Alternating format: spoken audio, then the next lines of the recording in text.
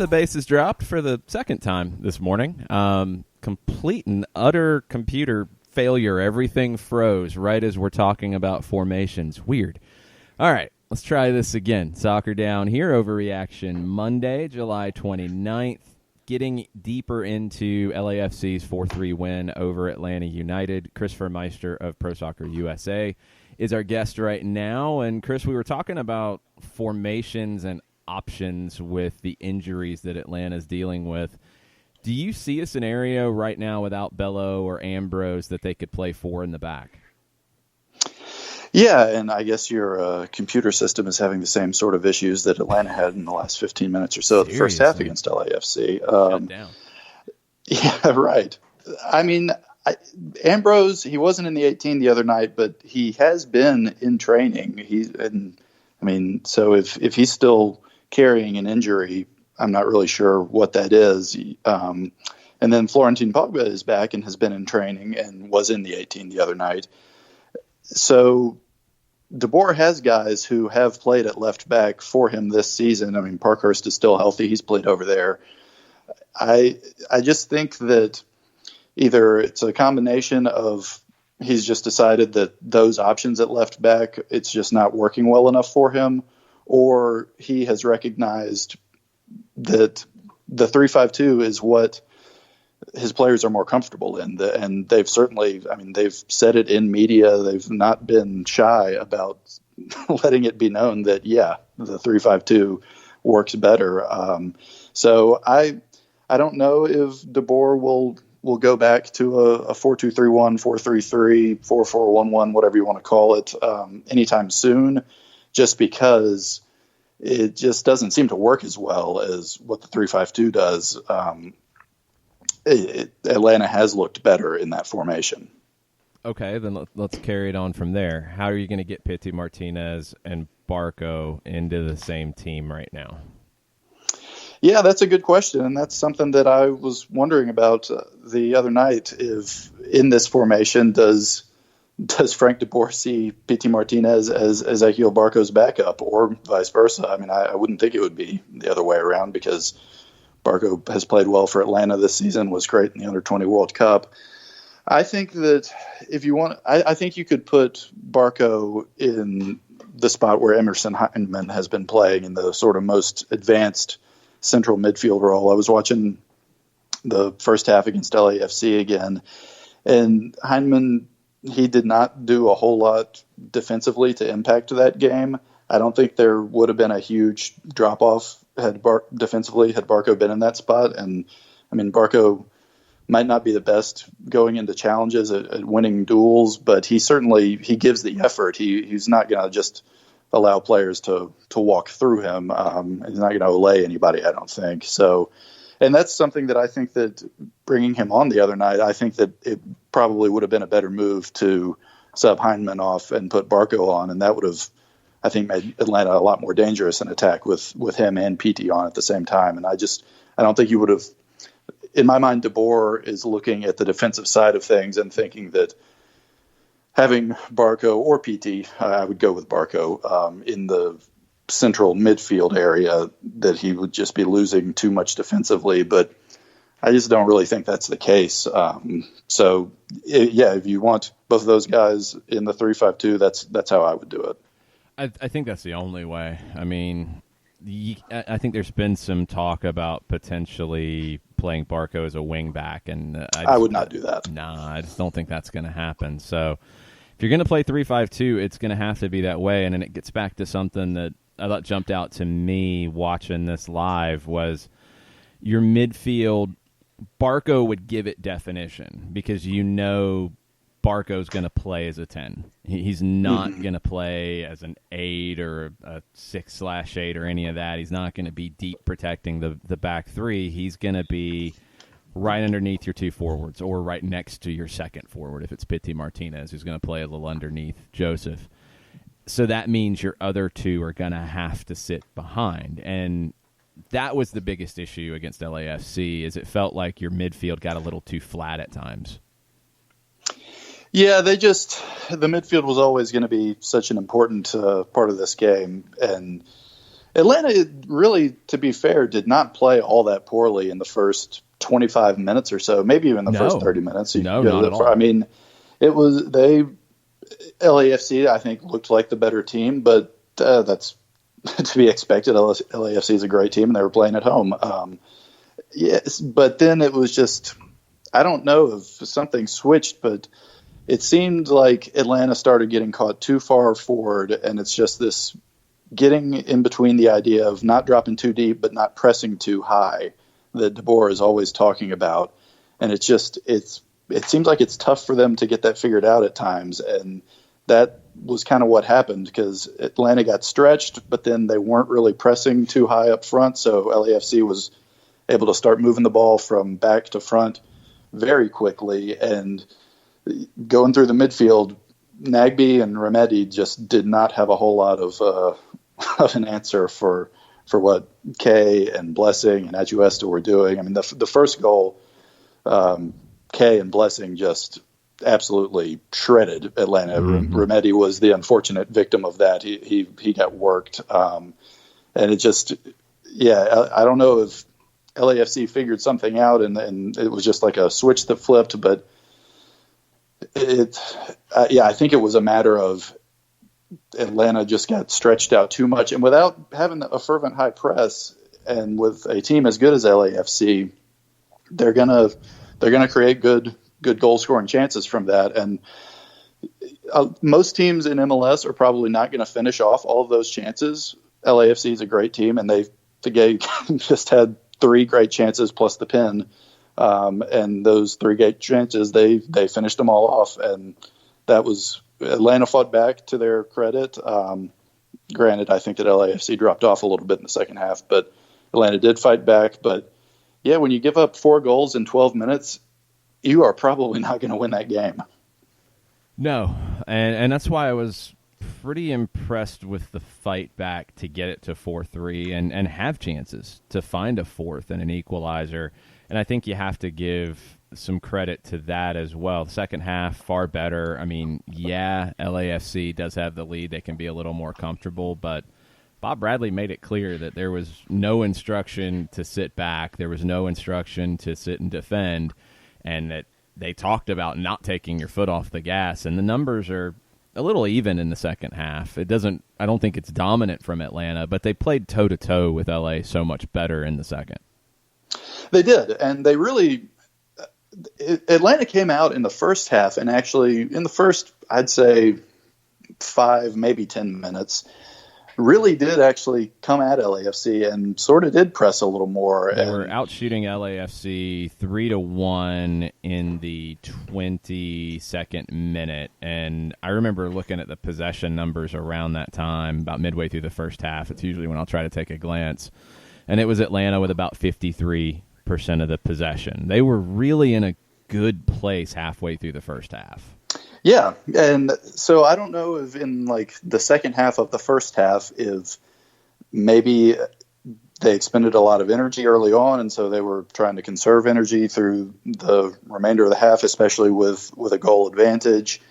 I'm not really sure what happened, but Atlanta did come out pretty hot and sort of took it to LAFC, which is what we've seen is how you beat them. I mean, the Galaxy proved that.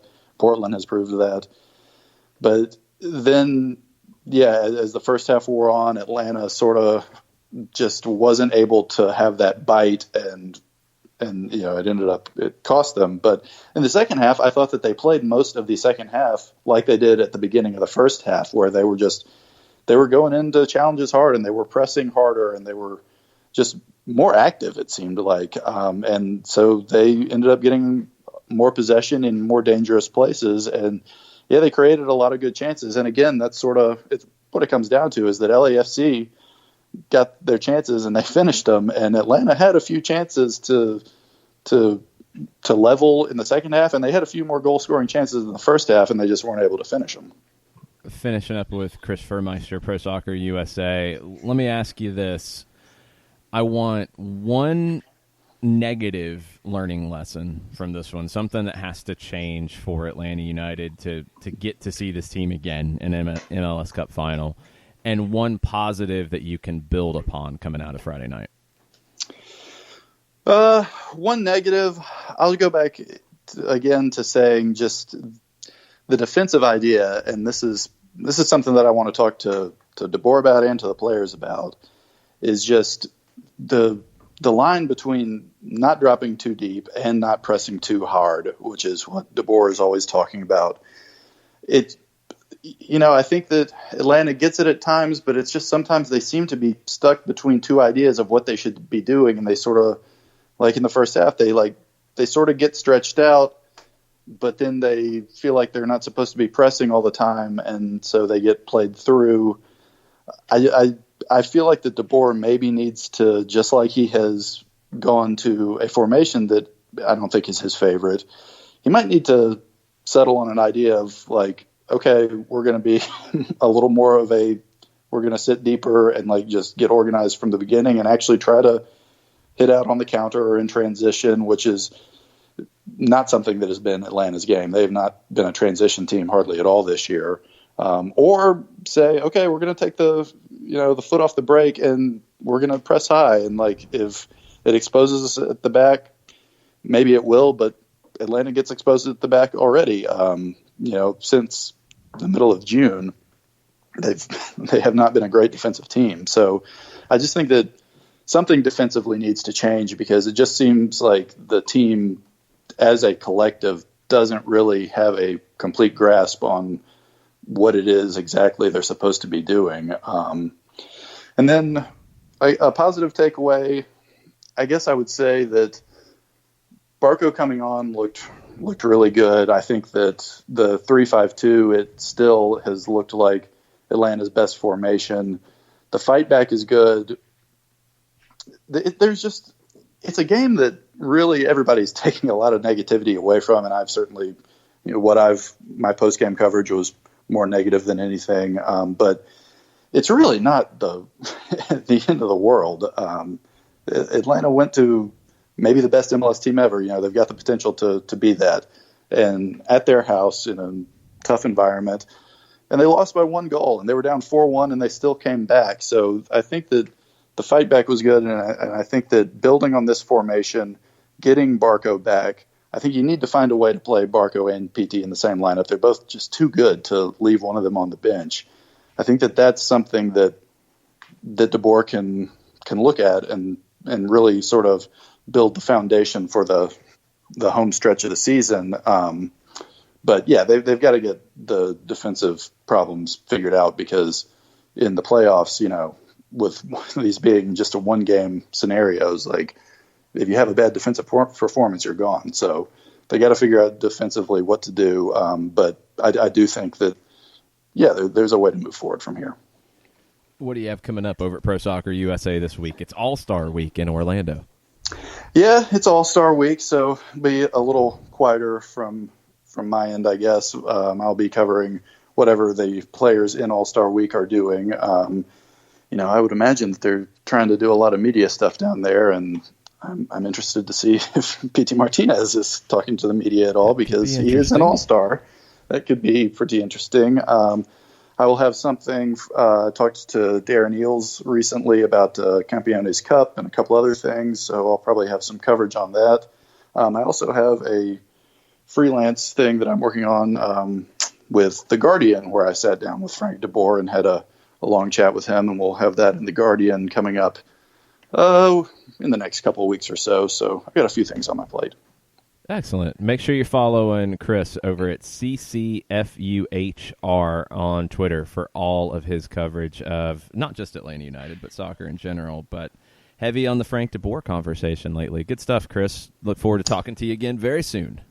Yeah, I appreciate it, Jason. Thanks for having me on. Anytime. Let's take a quick break, come back, we get into a couple of your overreaction Monday takes right after this. A ranger station. I'd like to report a bear hug. Okay. I put out my campfire and Smokey Bear hugged me. So you drowned the fire, you stirred it, drowned it again, and felt that it was cold? Uh-huh. Yeah, he's just letting you know you did good. Bear hug from Smokey Bear. Status update. I'm gonna let you go now. There are many ways to start a fire, but one sure way to put it out. Learn how you can do your part at SmokeyBear.com. Sponsored by the U.S. Forest Service, Ad Council, and your state forester. As a business owner, you know that every year brings new challenges and opportunities. The success of your business demands expertise and focus. And Country Financial can help you keep that focus by helping ensure you have the right insurance protection in place to meet your goals. Jason Wright can help you create a customized insurance plan that has coverages designed just for your business. Give Jason a call at 678-568-6871 or reach him on Facebook at Jason Wright Agency. Coverages vary by state. Policies issued by Country Mutual Insurance Company, Bloomington, Illinois. This is what matters. This is beyond X's and O's. This is the difference mutual respect makes. This is what character looks like. This is what defines us in Georgia. This is sportsmanship. School sports. It's not the outcome that matters most, but the way the games are played. This message presented by the Georgia High School Association and the Georgia Athletic Directors Association.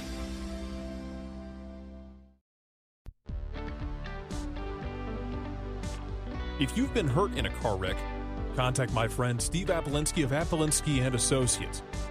He's been representing individuals for over 30 years throughout Georgia and Alabama. Email him at steve@aa-legal.com or call him 24/7 at 404-377-9191. The initial consultation is free.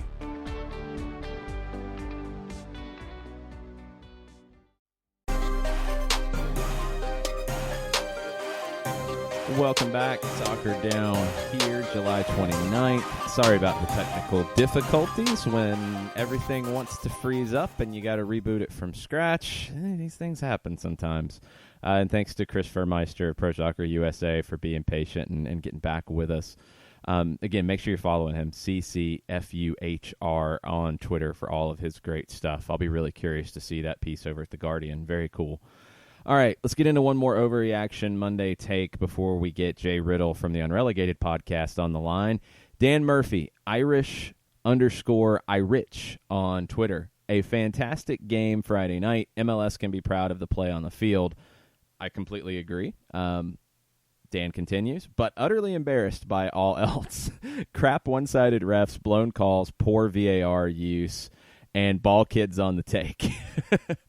The ball kids... Hey, they're there to help the home team. You know, we can pretend that they're not, but they are.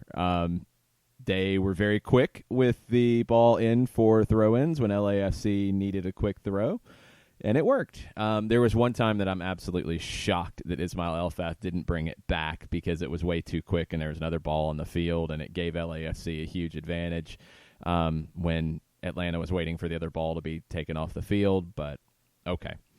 Ball kids on the take. They were trained very well by LAFC. I'll give them that. The referee stuff. The poor VAR use. I want to get into this because we talk about VAR a lot, and we talk about when VAR can be used and when it's not.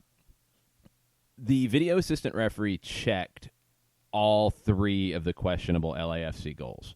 They were checked. Ismail Elfath had his hand to his ear.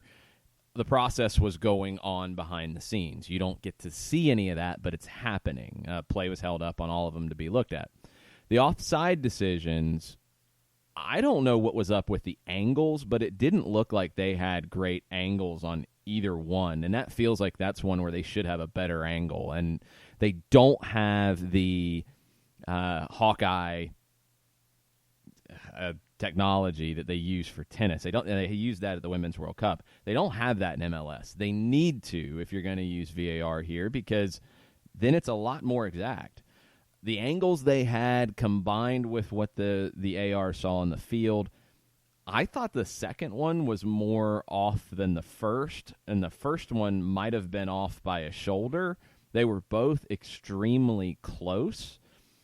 And then the judgment call on the penalty, you can't go to VAR for that, unfortunately. You can, but you shouldn't because it's a judgment. The referee's right there. He saw everything. He made the decision quickly. You'd have to have something definitive to show that, no, you didn't see this correctly, or you didn't see all of it because you were screened, or you missed this. And none of that happened. Ismail Elfath was right there and saw it. I completely and utterly disagree with his call. I think it was a dive from Carlos Vela. Atlanta United players were kicking in the direction of Vela's ankles, but he had lost the ball on his own and then had no solution, so he kicked his legs back out, and I think he took a dive. I don't think it should have been called. I think it was a bad look all the way around. But there's nothing VAR can do to show other than, hey, we judge this differently than you, and VAR's not there to re-referee. So it's not VAR, Dan, for me. It's the bad call to begin with, and that's it. One-sided, I didn't like the way he used cards. I really didn't like the lack of a persistent infringement yellow for LAFC early in the second half because they committed like 5 fouls in about 15 minutes. And Ismail Elfath made a big point about persistent infringement and gave a yellow to Eric Remedi for that after a Mo Adams foul where he pointed all around the field and pointed out persistent infringement and then didn't go the other way with it. That was frustrating. And the play that Adama Diomande was swinging his arms all around Julian Gressel, I thought made enough contact with him to get a card, at least get a foul called, but nothing was called. Gressel's on the ground, and LAFC had a chance from the top of the box and a shot saved. No call. That one blew me away. That was the awful call of the night. The others are bad judgment, and VAR, there's nothing they can do to help it, and if they don't have the right angles on the offside, there's nothing they can do. It's a frustrating night. I wish they had better angles on those offside decisions because I do think the second one was off, but I'm not 100% sure. We actually had a pretty good angle at it, and I thought Vela was off on the second one. Let's take a break. Let's get Jay Riddle from the Unrelegated podcast on, get the fan reaction from Friday night and everything else going on in the world of Atlanta United right after this. Looking for future leaders we can trust and believe in? Look no further than the high school student athletes right here in Georgia. High school sports teach young people how to be effective leaders. It begins by making their grades and being on time for practice. It includes learning to listen, following directions, accepting responsibility, being a good role model. And it's about respect for officials, opponents, the rules, and each other. The result? It transcends sports. It gives us hope for the future. High school sports. There's so much more than just a game. This message presented by the Georgia High School Association and the Georgia Athletic Directors Association.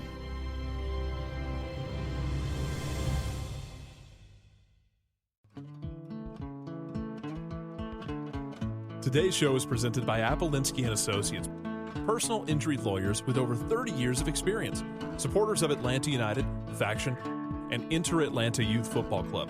If you've been hurt in a wreck, contact Steve today at steve@aa-legal.com or call in 24/7 at 404-377-9191. The initial consultation is free. We know that every driver is different, and a one-size policy does not fit all. That's why Country Financial offers a variety of discounts, so you get the coverage you need and the savings you deserve. From good driver to good student, multi-policy to multi-car, we've got a discount to suit every driver. Call Jason Wright at 678-568-6871 today to see what you could save. On Facebook at Jason Wright Agency or by phone at 678-568-6871. Discounts vary by state. Policies issued by Country Mutual Insurance Company, Country Preferred Insurance Company, or Country Casualty Insurance Company, Bloomington, Illinois.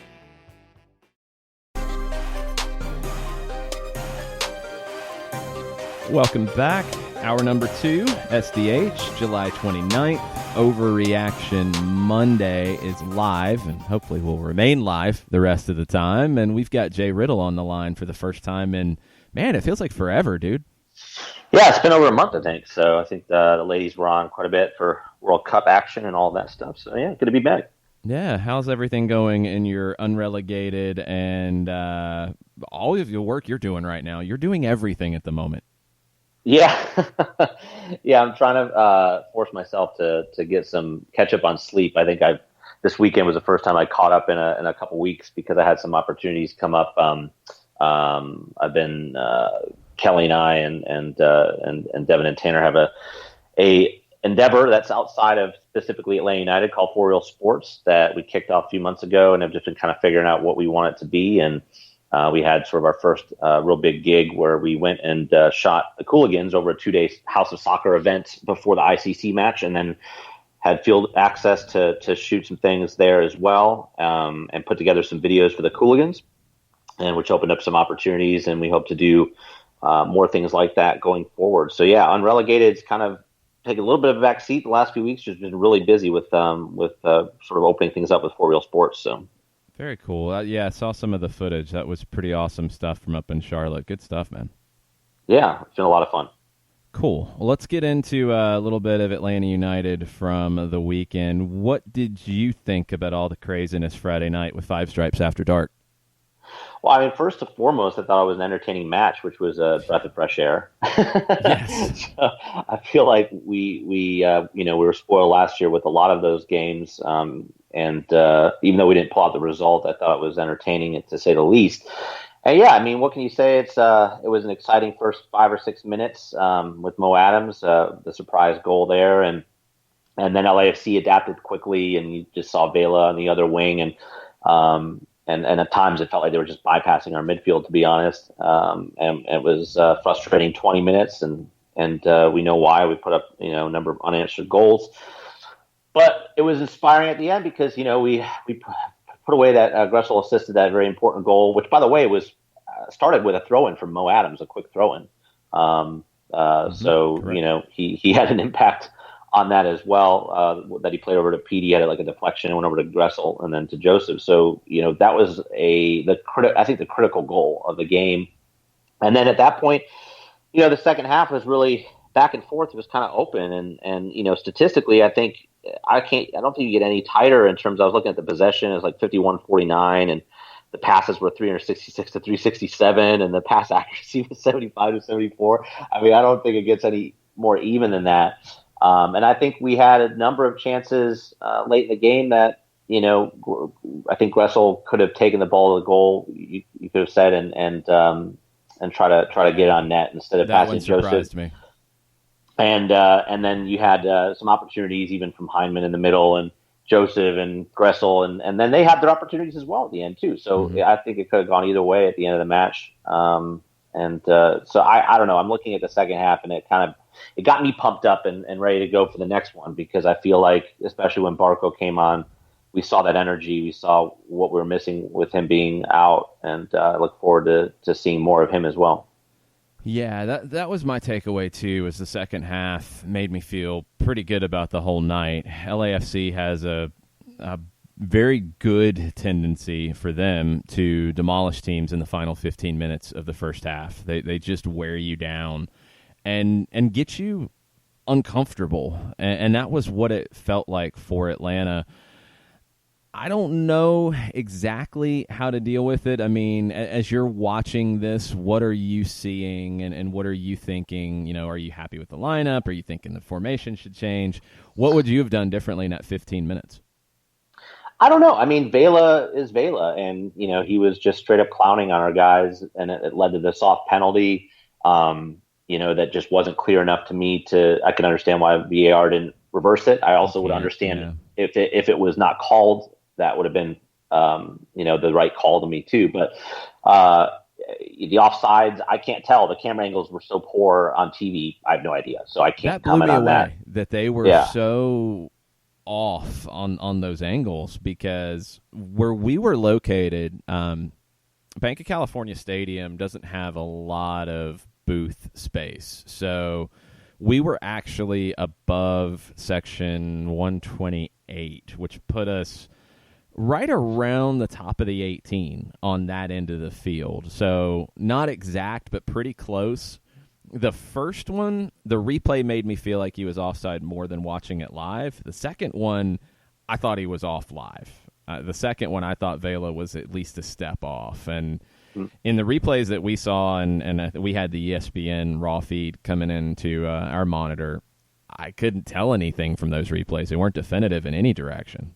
There's no way. I mean, his angle was so poor that whatever judgment you're making isn't based off of a clear line. So I don't know. I don't know what to say about those because the camera angles don't allow me to really make a clear judgment. So you just kind of, I don't know, I have to defer to whatever they have, if they have additional camera angles, for VAR and whatnot. But they obviously looked at him both times because they paused and hesitated. So we know they looked at him, right? So at least we know that. It's not like they just blew through it. Right. And the other thing is, the big gorilla in the room, right, is the PT substitution. And funny enough, like when everybody kind of blew up about it, Taylor Twellman's going, and people are like, how can you take off? I see every analyst out there go, you take off the footballer of the year. And I'm like, I don't know. I mean, I'm not an analyst. I'm not a tactician. I could see it both ways, I guess. So it didn't really aggravate me that much because I was like, I wanted to see Barco. I think most people ultimately agreed that Barco, that was a good substitution to come on. It was just whether he replaced Hyman or PT. And to me, looking at the stats, that didn't really tell me anything other than Hyman had, fantastic, one of the highest, completed pass percentages, like 80 something. And then when I watched the match again, first I thought maybe Hyman disappeared, but the ball, they were working around him. I mean, he was involved in the attack in the second half quite a bit. He also had a number of runs that weren't rewarded as well. And he was like hustling and he was hurrying and pressing. And so I don't think he had a bad game at all. So if Frank's looking at that, maybe he's looking at, it's a decision about philosophy, I guess, at that point. Like, do you feel comfortable enough to take the risk by taking someone that's more defensive minded? And the thing is, if you put Barco on and you put PT in that position, then is that more of a risk? And then if you keep PT as the forward in this formation, right, that Frank DeBoer talked about, where he sees Barco and PT the same, if you put Barco in Hyman's position, then you're kind of neutering him. What's the point to me? Because he's, we see him at his best when he's flying up that left wing and he's carrying forward. So I could see, I guess, both sides. I guess some people would take more risk. And some people, but I feel like the drama around PT and those comments in the media about Frank and vice versa have put a spotlight on this. And I even could tell, like, they would cut shots over to PT sitting on the bench. Like, this is 10 minutes after he was subbed. Yes. And like make comments like, there he is moping still. And he was just sitting there. Like, he wasn't doing anything. Like, they're playing this narrative, right? And I'm like, they're fanning it, which fine. That's their job, I guess. But I still don't understand why the response was so guttural. I could see arguments on both sides. So that's just me. Yeah, I was a little surprised by the reaction. It's a substitution. I feel like... and I didn't see anything impacted negatively, or I saw Barco create chances when he came on, and I don't know. I don't know what to say. I expected Barco to play 30 minutes. That was where I was when Mike and I did a Q&A at about, I don't even remember what time it was. I'm so mixed up between East Coast and West Coast time. When we got there and had a late lunch before we actually went into the stadium, we did a Q&A, and that was exactly what I said on that. Was I wouldn't be surprised if the conversation was, Pitty, give us 60 minutes, empty the tank, Barco's going to come in and play 30 because we need to get Barco 30 minutes. We need to get him back into the flow of the game. It just feels like there was no conversation about it because obviously it caught Pitty Martinez by surprise, and then you get those shots, which then leads to shots on the bench, and then the Pitty gate and all the conversation. The thing is, Joseph, I remember when Joseph would rip off his shin guards and stuff, and people would comment about that, but the thing is, it would die down because there wasn't a rift between him and Tata. So, but because of that additional context, I feel like it gets blown up. And I agree, though. Like, there are people that commented when you saw Beitashour come off for Lee, I think, and that you saw Bob Bradley kind of telling him exactly why he was being brought off and that sort of stuff. So I think if anything, you could be critical of the lack of communication, if there is. And, I put out a silly poll saying, do you think, Frank DeBoer is being a dum-dum, PT, they both are, or do you just want to fix it? And most people, 67% people are just like, get it together, like figure it out. The problem on that, I think a lot of people are comparing apples to kumquats in that regard, because after Pitty has the reaction on the field, there's nothing Frank can do. Like, you can't stop him and say, okay, because then it could get ugly. ignoring it is the better way at that point. You didn't see that reaction out of Beta. Kind of what you were saying before, like maybe there could have been some pretext to say, I may take you off in the 60th for Barco. Yeah, for me, the decision came down to what I said in the first hour. At the 60-minute mark, I would not have pulled Heineman. I think it would have been too risky. At the 70-minute mark at 4-3, I might have been more willing to do it. We don't have Tio Villama. I mean, we don't have who would we have replaced him? That's the thing. I feel like we're kind of with this lack of. We're still not. The only decision for me would have been if you want to hold Barco and not give him 30 minutes, which I see. Completely feel like was the way to go. You wanted to get him 30 minutes because you want him ready to contribute more this weekend and then against Orlando in Open Cup semis.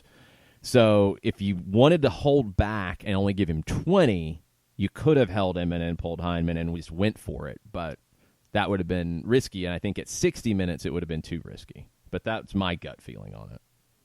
Again, I think it comes down to philosophies, and I mean, it's I don't think it's a black and white decision, but that's why I also don't understand the black and white responses to both sides to it as well. I just I felt like it was a tactical decision. He made it, and he was looking at the field, and he was right there, and there are a lot of things that I miss just watching the game live, and you're in the moment, emotions, stuff like that. That going back. At first, I even thought Hyman wasn't playing that well. And then I looked back and said, well, they were bypassing most of the time. So, by the time he was getting to the ball, they were already, or they were dispossessing our guys in the half, and Hyman was further up sometimes too. So I don't know. I don't have the answers. I just think that overall, I was just glad to see that we got out of there with our heads still on, because I predicted that we would just get routed going up there with our away performance. I was predicting like a 4-1 loss and something like that, which just started to look like that in the first half, right? So the fact that we came back the way we did was, I think, a testament to the character, and that's what we want to see, right? Especially with all the sort of things swimming on in the background, we want to see that. We want to see that these guys are going to fight till the very end, and I can't say that they didn't. It was a good match all around. So when you look at the whole picture. Let me get your take on Ricky Ricardo's on-par reaction Monday tweet. This game felt like the Rams-Chiefs game in the NFL last year, where people wanted to see that matchup in the Super Bowl. LAFC Atlanta and MLS Cup would be outstanding, I believe, especially with everyone healthy. Yeah, I mean, if LAFC can hold it together in a playoff format, I think they have some of the same questions around them that we did last season. Can they do it in the playoffs, right? They'll have these wins by great margins, but then they have these puzzling losses, and they're shipping goals. So defensively, I think we showed that they have, they're not perfect. Joseph was wide open on that goal they pulled back in the first half, right? I mean, there's just no marking him, but I think it'd be great to see that. But I'll tell you, we have a lot of work to do before we even get to the playoffs, because we're 4 points off the line and we're 3 points close to first place. It's just a clutter right now. And so it's heads down right now, man. This is for real. Yeah, it's a different level of, I think, nervousness and expectation, with 7 points deciding first to eighth, and an eighth is going to be sitting at home at the end of the season. It's going to be tight. Where do you think Atlanta finishes? Just right now, gut reaction. I think they finished third. I don't know. I mean, everybody keeps saying Philadelphia is going to peter off, but they'll have these really good performances, and then they'll have an inexplicable one like in Montreal over the weekend. Yeah, go ahead. Yeah, they'll have these great performances where they'll come back and they'll show a lot of heart, Philadelphia, and then they'll have just an awful loss like they did in Montreal. I don't know what to think of Philly. I mean, some might say the same, when we're pulling 5-1 losses to Chicago, and understanding that there's red cards, other things. So that's the thing. Like, I don't know how you decipher this. Like, you look at the table, you look at what DC can do at home, but how we handle them, when they travel to the Benz, albeit without Wayne Rooney. You look at the Red Bulls, who have been inconsistent at times, and the only thing that I can see that seems clear to me is NYCFC and the way they've been performing and the number of games they have in hand sets them up for probably the favorite for a first seed. Yeah, I'd agree with that. And other than that, like second, third, fourth, fifth, I have no idea. I really don't, because our away form hasn't been tremendous. Granted, we just went away to probably the best team in the league. So I'm discounting that, but you look at the other games and you just hope that with our players returning, like Barco and people from fitness issues, and as we grow depth coming into this last leg, that will maybe allow us to snatch a couple of those away matches where we struggled in the past. And that's going to be very important, because I don't see many people running on the road this season. Not that percentage has ever been very high in MLS, but especially with this schedule, away matches are extremely more difficult, in my opinion. Now, I don't have stats to look at and show that like the last 5 years of average away losses, wins compared to this year, but it just feels like everybody's struggling on the road. Yeah, it's different. I do think home teams have more of an advantage this year. I think it's playing out that way. So, Atlanta, and that means the playoffs are going to be even more important because of how they're structured now. Yeah, 100%.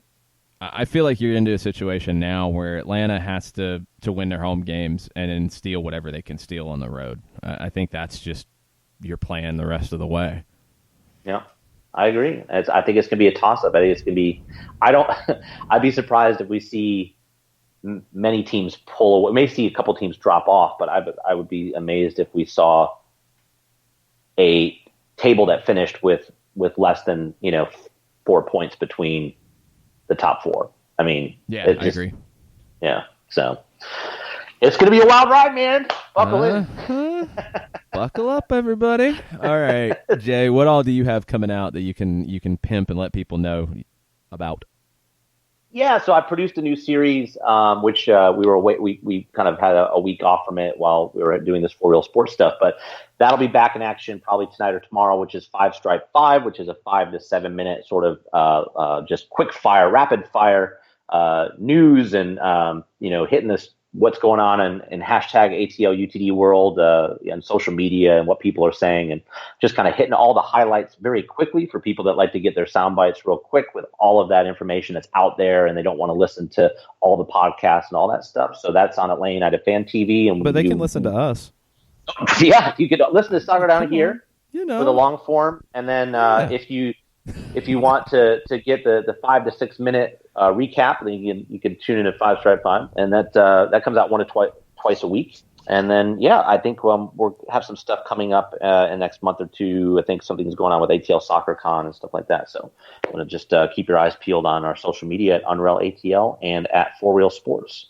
All LLC. the stuff. And if you have not found Jay on Twitter again after Celine Dion took him out with a hitman job, JW Riddle is where you can find him now. Yes, thank you so much. And I just avoid her wrath at this point. So you have to try. She's got hit people out there. She's a dangerous person. That's right. Thanks, Jay. Appreciate it. Good catching up with you. See you soon. You too. Thanks so much. All right, we're going to take a quick break. We'll get into the Twitter timeline right after this. A ranger station. I'd like to report a bear hug. Okay. I put out my campfire and Smokey Bear hugged me. So you drowned the fire, you stirred it, drowned it again, and felt that it was cold? Uh-huh. Yeah, but he's just letting you know you did good. Bear hug from Smokey Bear. Status update. I'm going to let you go now. There are many ways to start a fire, but one sure way to put it out. Learn how you can do your part at SmokeyBear.com. Sponsored by the U.S. Forest Service Ad Council and your state forester. As a business owner, you know that every year brings new challenges and opportunities. The success of your business demands expertise and focus. And Country Financial can help you keep that focus by helping ensure you have the right insurance protection in place to meet your goals. Jason Wright can help you create a customized insurance plan that has coverages designed just for your business. Give Jason a call at 678-568-6871 or reach him on Facebook at Jason Wright Agency. Coverages vary by state. Policies issued by Country Mutual Insurance Company, Bloomington, Illinois. This is what matters. This is beyond X's and O's. This is the difference mutual respect makes. This is what character looks like. This is what defines us in Georgia. This is sportsmanship. School sports. It's not the outcome that matters most, but the way the games are played. This message presented by the Georgia High School Association and the Georgia Athletic Directors Association.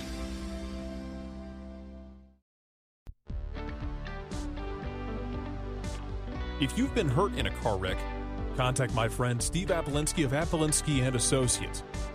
He's been representing individuals for over 30 years throughout Georgia and Alabama. Email him at steve@aa-legal.com or call him 24/7 at 404-377-9191. The initial consultation is free.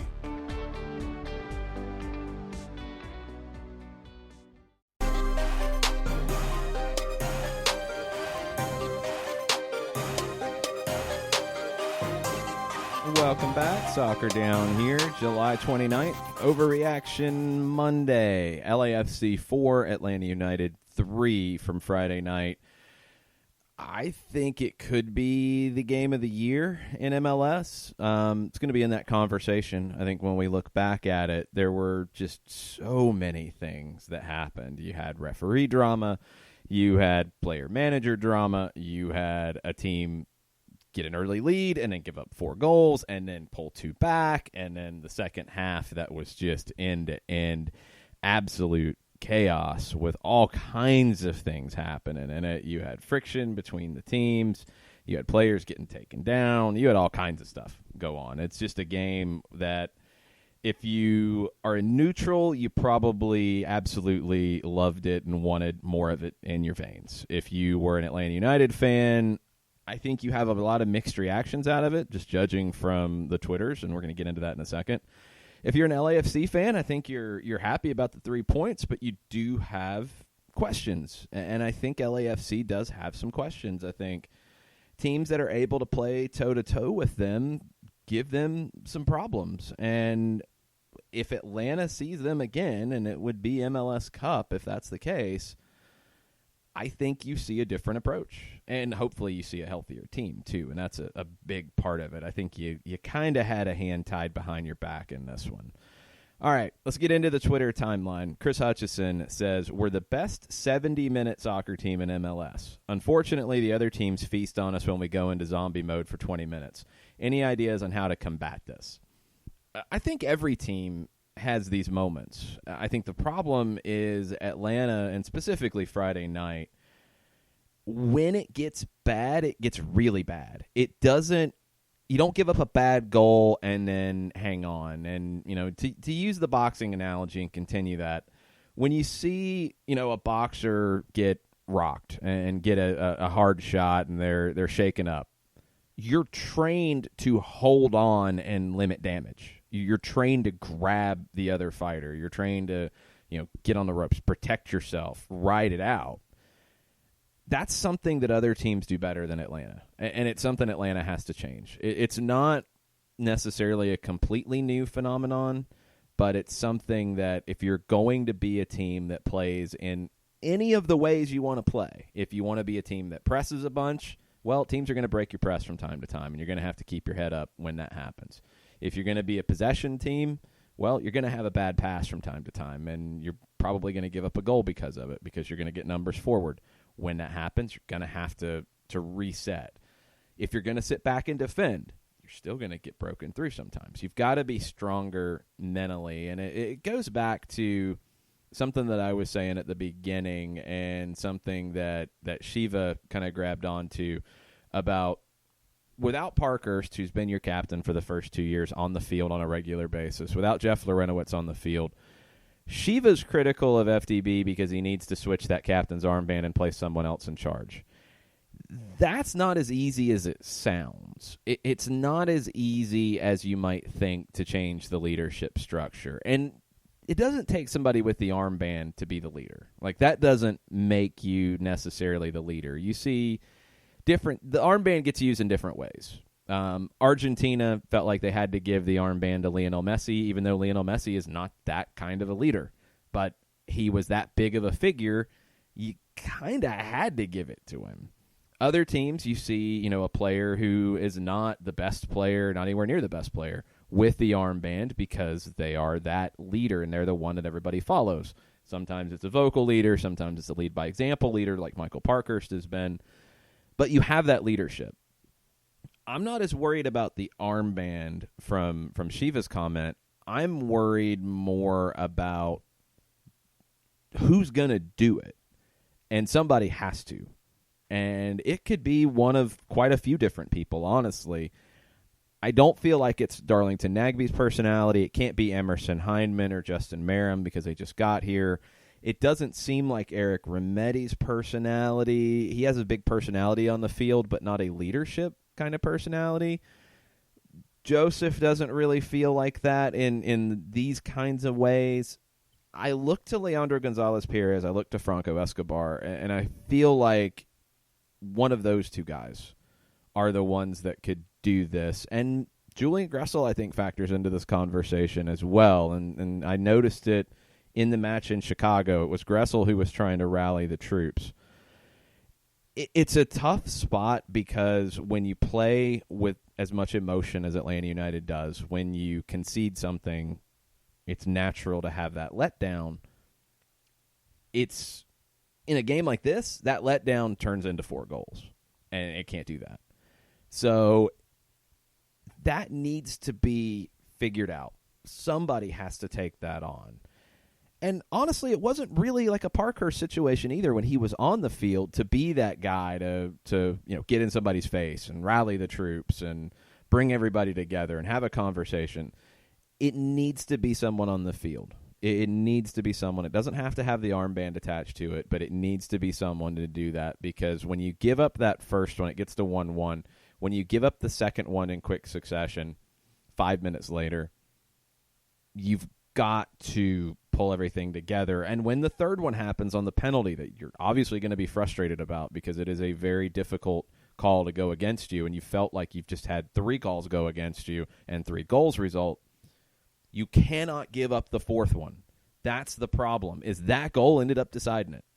That goal, the Atuesta goal, which is a bad goal to give up, that's the one that decided it. That's where, after the Rossi and Vela ones back-to-back, somebody's got to bring that group together, hold the kick, whatever it takes, and bring everybody together and get people's minds right.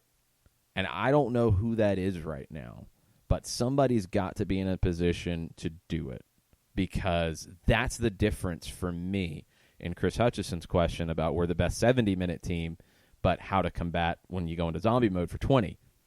You've got to fight through that 20, and you got to limit damage. You have to limit the damage in those moments, because you're going to have those moments. Every team does. But you've got to learn how to limit the damage. If it's that leadership stepping up, if it's then playing more direct for a period of time, if it's getting numbers behind the ball, whatever it is that is your trigger with your group, you have to find that. Because right now, when things go bad, they get worse, and that can't happen. Michael had asked for my thoughts on Bank of California Stadium and the 3252. Michael was at the match, thought both were outstanding. What a beautiful stadium. The 3252 is unreal, loud, and involved. Very impressed with what LAFC has built in a short time frame. That's his on-par reaction. Totally agree. I don't know if I'm going to put Bank of California Stadium as my favorite stadium on the road, but it's right there. I love Stade Saputo in Montreal, and I think some of it is just Montreal. It is just a wonderful city, and Stade Saputo fits perfectly into it. Bank of California Stadium, the only drawback would be for us, like the booth situation. There's just not many broadcast booths, and that's something probably going to have to try to figure out one way around it or not. I think you're also going to have to figure out a way to expand it, which is a good problem to have, but it's a little bit smaller than I think it should have been initially. It's a beautiful venue. You're right on top of the action. I think sightlines, no matter where you're at, are good. Their supporters in the stadium, the sound, amazing. Really cool. Really intense. Loved it. Absolutely loved it. And what I love about their supporters is it's unique. It doesn't really sound like anywhere else. It sounded like L.A. And when you see a game and you're watching a game from Bank of California Stadium, you know where you're at when you hear it, if you've heard that before. It doesn't sound like another team. So that's cool. And that's not easy to do straight out of the gates. So, yeah, I had a blast. I loved it. Love the venue. Can't wait to go back. Maybe this year for MLS Cup. We will see. Chris Hutchison with another question. What were Pitty's stats for the game? How are they in comparison to others on the team and in the league playing his position? He's increasingly looking like a combination luxury player / drama queen to me. Can we afford to keep him, or should we be moving him out? I don't think you can afford to move him out right now. You invested way too much in him, and I don't think you should. I really don't think Pity Martinez has been anywhere remotely as bad as some would try to tell you. I just will push back on that completely. 3 goals, I believe 5 or 6 assists on the year. When you look at a source like WhoScored.com, WhoScored.com has player ratings of 1 to 10 that players get for every match, and they compile them for the season. And those are created not by a group of people voting on it. It's through statistics. It's through a bunch of numbers. They have their own in-house rating system. It's usually pretty good. There's times I disagree with it, but it's usually pretty good. It heavily weights goals and assists, obviously, that are game-changing moments. It heavily punishes big mistakes that lead to goals, punishes cards, all those types of things. But for the season, Pity Martinez is number 6 on Atlanta United's squad. Joseph has the highest rating at 7.4. Ezequiel Barco, 7.28. Julian Gressel, 7.06. Miles Robinson, 7.02. Leandro Gonzalez-Perez, 6.97. Pity at 6.92. Just ahead of Tito Villalba at 6.85. Franco Escobar, 6.84. Nagby, 6.8. Merrim, 6.8, just in his time in Atlanta. Brad Gazan, 6.68, and so on. Remedi is 6.6. Parkhurst, 6.56. Breck Shea was 6.55. Emerson Heineman so far, 6.28, which, that's one that feels low to me. I feel like Heineman's been more involved in better ways than that. But in general, it's a good objective way to look at it. So he's number 6 in the team in the ratings. You look at his numbers on Friday night through his 60 minutes played, and the rating for him on Friday night was 6.8, right on his usual season average. And what did he do on Friday night stats-wise? Let's pull it up. So he had one shot on target, 1 key pass, which is a chance being created. He was offside 1 time. Passing 15 passes, completed them 60%. 8 passes in the opposing half, completed them at 62.5%. 4 crosses, 1 good one, and that was from a set piece, 3 from open play. 34 touches, 5 duels. He won 4 out of those 5. He won a foul as well. Defensively, 3 tackles, which I think led the team in the first half. Gained possession 1 time, lost possession 15 times. A couple things on the losing possession when it comes to Pity, because I've seen this come up. You're asking him to force the issue, and he's going to take chances on passes that you're not asking Darlington Nagby or Emerson Heineman or Eric Remedi to do. Those guys have to keep possession. Pity Martinez, when he's in the final third, you want him to try the difficult pass. So he's going to lose possession more than your average midfielder. That's normal. That's normal across the league. That's not a problem. I think some people have decided that it is. It's not. I thought Pity was fine on Friday. I didn't think he was great. I didn't think he was bad by any stretch. I think if you're looking at this on paper without the Barco returning from injury situation, if it's just 60-minute mark, it's 4-3, you're playing well, you've got the 3rd goal in the last 10 minutes, would you pull Pity Martinez? No, I don't think you would. With Barco needing 30 minutes of action, and you've decided, I'm getting him 30 minutes. I'm putting him in the game no matter what at the 60-minute mark. That was the only sub I feel like you could comfortably make there. If you'd done it for Heineman there, it would have been a bigger risk. Not to say it wouldn't have paid off, we don't know. But it would have been a bigger risk defensively, where you were still 4-3, you were still in it. 1 goal gets you a point. 1 goal you're going to be happy with. I don't think you have to sell out and go for it completely at the 60-minute mark. So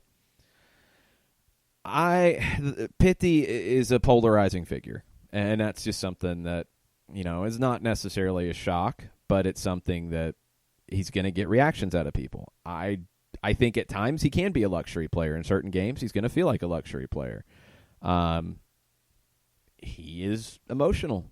So I could see people calling him a drama queen. Yeah, absolutely, he's emotional. I think a lot of this team is. I think it's very typical with a team that has the expectations that this team does. They're very emotional. Sometimes they need to handle their emotions a little bit better. That's okay. That comes with experience. That comes with time. I don't think Pitty has been a player that you should be thinking about moving him out. I really don't. I do think that whatever the issue is with Pitty and Frank DeBoer at this stage, if it's lack of communication, if it's whatever, for this team to get what it can out of this season, they have to find some common ground. Doesn't mean they have to agree. Doesn't mean that, Frank DeBoer maybe 5 years down the road is looked at as that high school teacher, that college professor that you didn't like at the time, but you understand more later. Maybe that's what it is for Pitty. Maybe that becomes the situation, and you do see that Pitty gets a more well-rounded game. If he wants to go to Europe, and he said he wants to go to Europe, and a player of his quality should want to go to Europe and play in the biggest leagues in the world, he's got to be more consistent. And he's got to find ways to contribute when the outstanding play isn't always clicking. And that's okay. Not every player can give you that all the time. But you've got to figure that out. And you think to the way LAFC plays, and talked about it on the broadcast a lot, Bob Bradley's created a structure that gets the best out of Carlos Vela. Carlos Vela's not running around pressing every time. You're not asking him to. You don't want him to. You want Carlos Vela to hang off, because what happens is LAFC has Mark Anthony Kaye or Latif Blessing step up and press. Vela hangs off, hangs back, drifts out to the sideline, and when they win the ball, then they find Vela immediately. It's, we've won the ball, play Carlos. And that's it. And he's in space. And it's a pretty simple way, but it's a very dangerous way. You're not creating a structure right now for Pitty Martinez. This team is not built that way. Should it be? Okay, but then what do you do with Barco? How do you get the best out of Gressel? How do you get the best out of other figures? It's not easy. LAFC did that from scratch when Carlos Vela was one of their first signings, and just like Tata Martino created a structure to get the best out of their best player, Miguel Almiron, Bob Bradley has created a structure to get the best out of Carlos Vela from day one. It's a lot easier when you're building a team from scratch. When you're changing it in year 3, that's a little more difficult, and that's where you've got to find some common ground to get the best out of Pitty, put him in positions to succeed, but give him chances to succeed. See how this goes over the rest of the way. Daniel Price says, was able to catch part of the radio broadcast and came on at a point where you've been the maddest I've heard on air. Was a rough game. Almost came back from the brink. I really think Daniel came on when Adama Diomande and Julian Gressel were both running down the middle of the field. Gressel's trying to get back and defend Diomande. Diomande is swinging his arms, and I never saw a good replay to see if he actually made solid contact with Gressel, but Gressel goes down. You've got to call a foul there, and Ismail Elfath did not. And I believe Atuesta or Lee Wynn had a shot from the top of the 18 about 5 yards away from where Gressel was knocked down, where Gressel would have been if he hadn't been knocked down. And Elfath didn't call anything. Gressel was furious afterwards, but LAFC had a corner and he had to defend, so he wasn't able to really argue for very long. That was the one that frustrated me because it's off the ball. AR's got to help. AR's got to be on the headset telling Elfath, like, turn around. You've got to call a foul here. That was the one that frustrated me more than anything. And, yeah, I was a little fired up. All right, let's take a quick break. Let's get Jarrett Smith on the line. We'll get through the rest of the Twitter timeline as well. Looks like we'll have a little bit of stoppage time, but let's get Jarrett's thoughts right after this. A ranger station. I'd like to report a bear hug. Okay. I put out my campfire and Smokey Bear hugged me. So you drowned the fire, you stirred it, drowned it again, and felt that it was cold? Uh-huh. Yep, he's just letting you know you did good. Bear hug from Smokey Bear. Status update. I'm gonna let you go now. There are many ways to start a fire, but one sure way to put it out. Learn how you can do your part at SmokeyBear.com. Sponsored by the U.S. Forest Service Ad Council and your state forester. As a business owner, you know that every year brings new challenges and opportunities. The success of your business demands expertise and focus. And Country Financial can help you keep that focus by helping ensure you have the right insurance protection in place to meet your goals. Jason Wright can help you create a customized insurance plan that has coverages designed just for your business. Give Jason a call at 678-568-6871 or reach him on Facebook at Jason Wright Agency. Coverages vary by state. Policies issued by Country Mutual Insurance Company, Bloomington, Illinois. This is what matters. This is beyond X's and O's. This is the difference mutual respect makes. This is what character looks like. This is what defines us in Georgia. This is sportsmanship. School sports. It's not the outcome that matters most, but the way the games are played. This message presented by the Georgia High School Association and the Georgia Athletic Directors Association.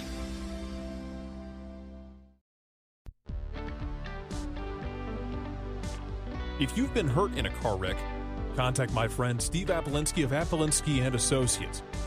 He's been representing individuals for over 30 years throughout Georgia and Alabama. Email him at steve@aa-legal.com or call him 24/7 at 404-377-9191. The initial consultation is free.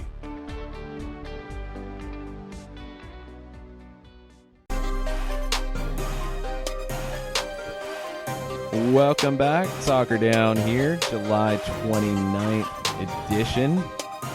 It's an overreaction Monday. You can also give underreactions or on par reactions. We've had some of those as well on Twitter at Soccer Down here. We'll get back into the timeline and finish it up before we're done for the day, but kind of going old school. Jarrett Smith joins us on the line right now. What's up, Jarrett?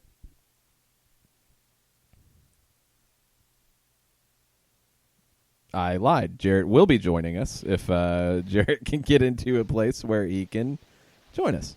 He will in a second, I hope. Right now? There he is. Hello?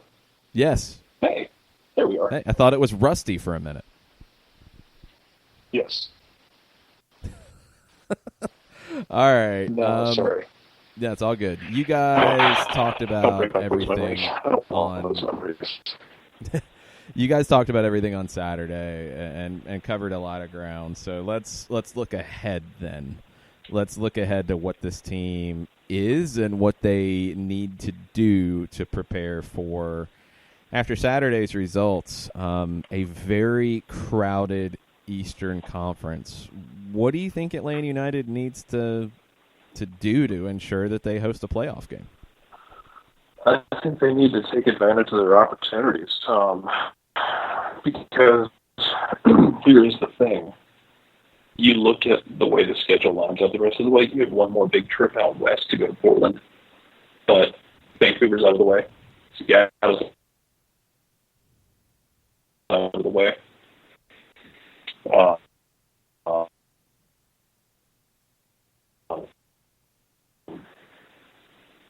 LAFC is out of the way. Yeah, you've got the two games with NYCFC, and those are probably your biggest Galaxy and tests. San Jose come here. Yeah, you've got your West Coast teams coming here, but you've got your NYCFC matches that are going to be tough. Portland, which is no small feat at all. Everything else is pretty close to home, so to speak. You don't, you don't have to go cross country except one more time. Oh, absolutely. You have to list to be honest, you should go to battle. You're a situation where you have a game in hand on numbers. To example, you and everybody you didn't come around and have some guns this year and have places where you drop points that you look at Atlanta United. You should absolutely feel like they dropped at least 6 points this year. They should not have dropped. So I'm not sure really if it's an issue with mentality like the guys may have talked about at times, but it's going to be very interesting because you can sit here and make an argument that other teams in the league have absolutely dropped the ball by not running away from Atlanta, and you can make an argument that Atlanta dropped the ball by not creating separation. So who scares you the most in the Eastern Conference to jump ahead of Atlanta United? It's NYCFC for me right now. That's the team I think that's scariest, is because they've got the game and they've been playing better and better. They've been they've got a month's worth of draws stored up. They don't seem to lose games. They lost 3 this year. And one of those was a Red Bulls game that was an absolute mess where even Pro came out and said the game went Alan Kelly for basically lying to everyone's face about it. Good job, Alan. But they're the team I think that scares me the most. I don't know that Philadelphia can create the separation. Okay, we're going to take a quick second. Jarrett's going to disconnect and reconnect because I think he borrowed John's phone for this segment. It seemed to completely degenerate there towards the end of it. If you couldn't catch that, as Jarrett hangs up and reconnects, NYCFC was the one that I think is the biggest concern. I completely agree with that. They could be further along if Alan Kelly hadn't had hashtag throw-in gate at Red Bull Arena, but NYCFC is the team that has games in hand. They've played the best. They have the most points per game in the Eastern Conference. But from an Atlanta United perspective, you play them twice, and you get a chance to deal with them directly. So, what else, when you look at Atlanta United's schedule the rest of the way, maybe is different at this point than you thought it would be? Let's glance ahead, because I remember looking at the schedule when it came out thinking, oh, well, that's a pretty good stretch run, actually. Okay. You get LA Galaxy coming in. They are up and down and all over the place. They're going to be missing Zlatan Ibrahimovic on yellow card accumulation. They're going to be missing Diego Polenta on a red card. They're going to be missing Efrain Alvarez on a red card. LA Galaxy will not be anywhere near full strength when they come to town on the weekend. Not going to talk about Open Cup right now. Let's leave that to the side. League play. Then you get NYC coming to town. You go to Portland. All those are difficult. You go to Orlando. It's going to be the second time you see Orlando in a couple of weeks. You go to Philly. But then when you get into September, and this is where it gets kind of interesting, you host Columbus, which got a great result over the Red Bulls, by the way, but you should feel pretty good about that one. You go to Cincinnati. You should feel pretty good about that one. You get a San Jose Earthquakes team that could be pushing towards the top of the Western Conference by September 21st. You go to Yankee Stadium on a Wednesday night. You go to Montreal September 29th. And then you finish with a New England Revolution team that is 100% in the playoff race. So what you thought was going to be an easy stretch is not such an easy stretch. We've got Jarrett back on the line now. Let's talk about what this looks like down the road for Atlanta. NYC, we know, is going to be the team that you worry about. Who else are you looking at in the Eastern Conference right now out of D.C., out of the Red Bulls, out of Philadelphia, Montreal, New England, Toronto? Those are your other 6 that are within 7 points. Which of those concern you the most? So I have so many questions about D.C. just on the ground that, let's say we saw the last of Lucho Acosta. How do they replace him? We saw they let go Zoltan Stieber. Makes sense. I'm assuming this. He was surplus. I'm assuming this means it's going to be an attempt to bring Yamil Assad back. I mean, I believe I saw reports that there were other teams interested in Yamil Assad. Yes. Possibly Orlando, which should sit well with everyone in this city. That'll go over really well. Yep, like a lead balloon. But I'm still not convinced of it anywhere close to anything on Toronto. New England is a different story. I don't think New England has lost a game since Bruce Arena took over. No, they haven't lost a game since Brad Friedel was let go. Mike Lapper even got a couple of results in the meantime. And the thing is, you got to play them on decision day, and this thing could stay tight all the way through. It could be a decision day like you had in 2017, where the live table is just constantly moving. A situation where you might have Atlanta be somewhere between first and even, I don't know, hell, fifth or sixth, and it could change throughout the day. You go back to that 2017. That 2017 decision day was amazing, by the way. Yeah, I don't know if it gets you were credit. at 1 point second, and you ended up fourth? If I remember Fourth. right. I think at one point you were like second, and like I think at one point you may have been. At one point you were on the road in the knockout round. Yeah, it was all over the map. So decision day in the Eastern Conference: Atlanta hosting New England, DC hosting Cincinnati. Montreal hosting the Red Bulls. That's not a gimme for Red Bulls at all. That's a battle. Philadelphia hosting NYC. Mm-hmm. Orlando hosting Chicago, which they should both be out of it. Toronto hosting Columbus. I think Orlando can hang around. But I think Orlando can hang around, but they're going to be in the bottom. They're going to be on the road in the first round, I think. I think they can hang around. They're 6 points out of 8th right now. They're 7 points out of a playoff spot right now.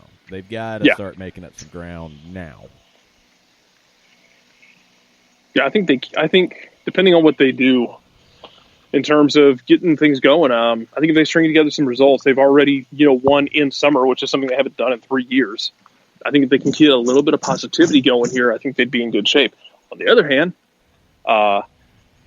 losing at home in the U.S. Open Cup to Atlanta might be the kind of thing that you might be piling straw on the back of the camel at that point, so to speak.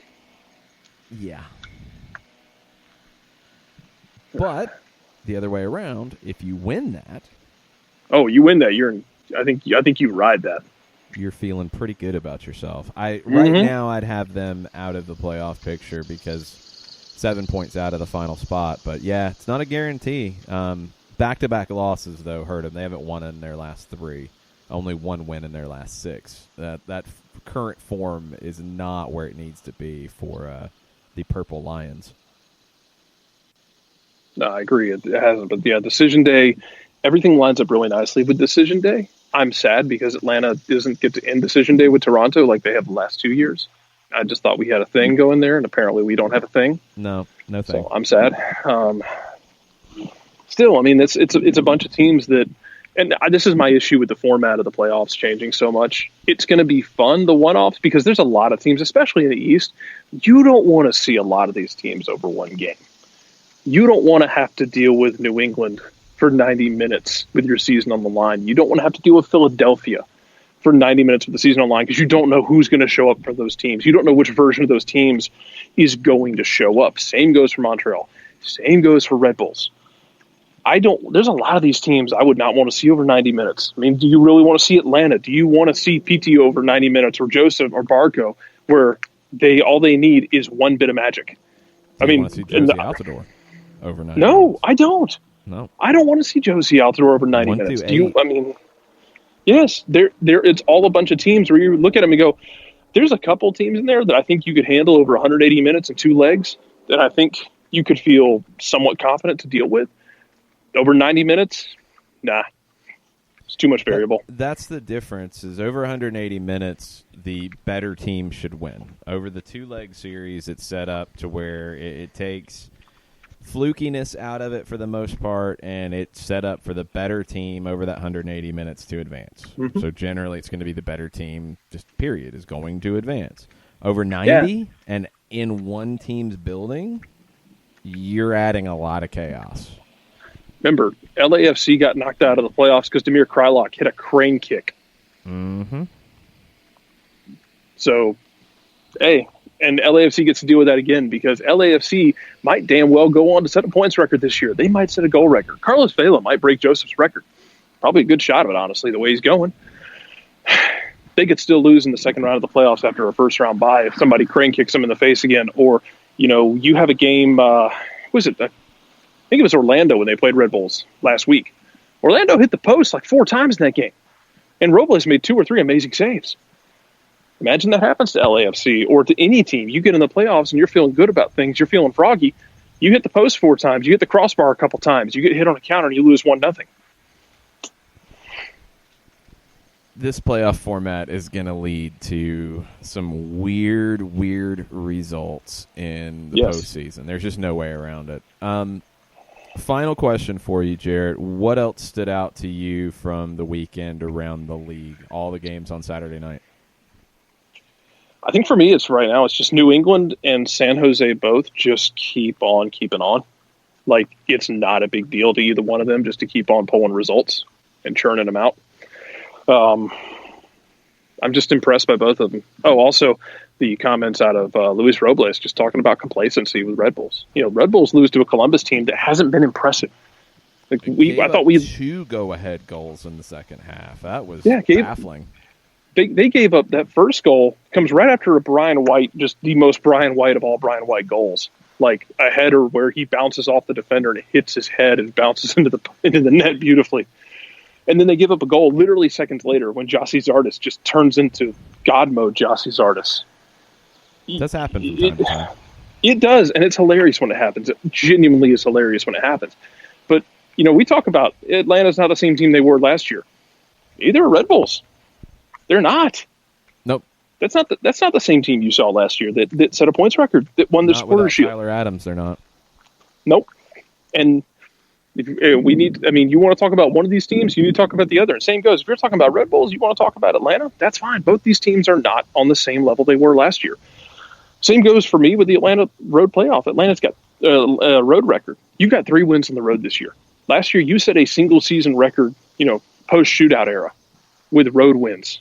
I don't think that nearly got enough credit that it deserved nationwide, because you set a record in a league where winning on the road is just stupidly difficult, and you went and did it. This year, you haven't done it.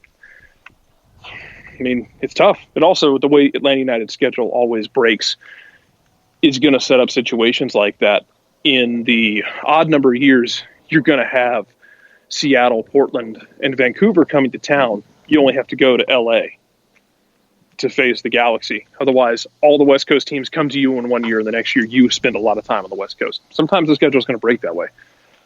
Yeah, that's a really good point. It's a lot more miles this year and in these odd number years if they keep the same format than it is in the even number years, because you're going to Vancouver, Seattle, Portland, and now LAFC and Utah, instead of the even number years where you're going to San Jose, the Galaxy, and Denver. That's a big difference. Big difference. That has an impact. So it's going to be a wild ride. We will be here for all of it and try to keep you updated on all of it. Jarrett, thanks for taking some time, and thanks for getting a little bit better connection too. It goes together like peanut butter and jelly, being bad connections. I figured it was John's fault, even though he wasn't here. It probably is. You probably still blame John. That's what we'll do. We'll blame John's phone for it somehow. Thanks, Jarrett. Appreciate it. Yep. All right. Let's finish up with the Twitter timeline because we got a bunch of tweets to dig into here.